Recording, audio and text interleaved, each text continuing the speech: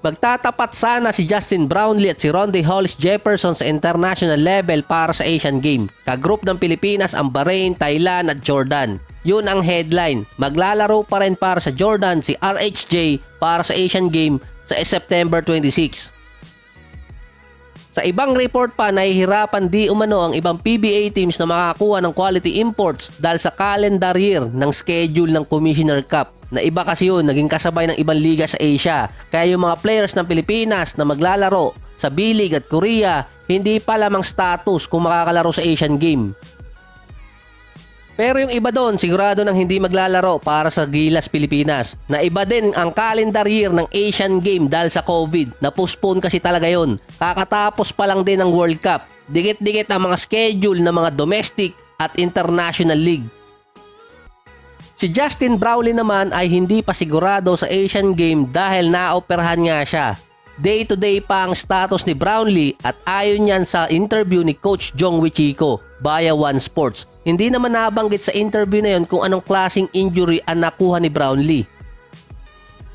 Pero noon pa talaga bago magka-tune-up game ang Gilas noong mga August, meron ng injury si Brownlee. So ang option na si Brownlee na lang sana ang kinuha nung last World Cup games ng Gilas hindi pala mangyayari dahil meron na talaga siyang injury. Pinahinga na siya nung late July pa. Ang injury na yon sa paa ni Brownlee ay nakuha pa niya di umano nung bago mag-SEA Games.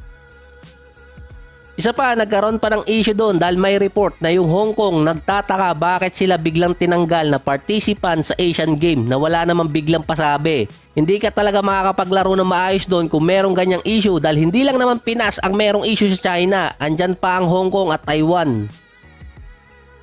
Sa Asian Game, iba ang rule doon. Kung ang isang player ay passport holder at may lisensya kung saang bansa galing na i-represent, pasok siya doon.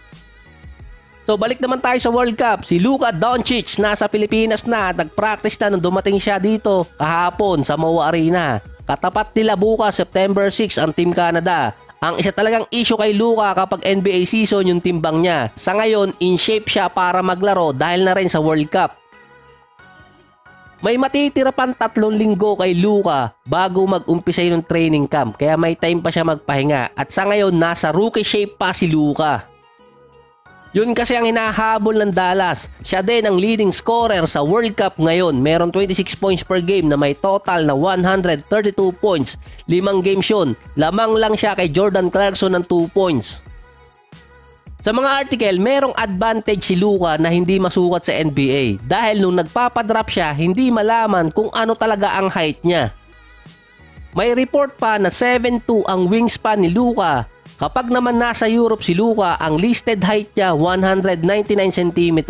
Nasa range yun ng 6'5 or 6'6. Nang sinukat naman si Luka sa NBA, nasa 6'7 siya. Yun din ang official na nakalist sa kanya. Pero kahit si Rick Carlisle noon ay na-confuse kung ano ba talaga ang height ni Luka nung papasok ng NBA. Kasi nga ang nakalist doon 6'6. Pero nung tiningnan siya ni Coach Rick Carlisle, halos nasa 6'8 yung height.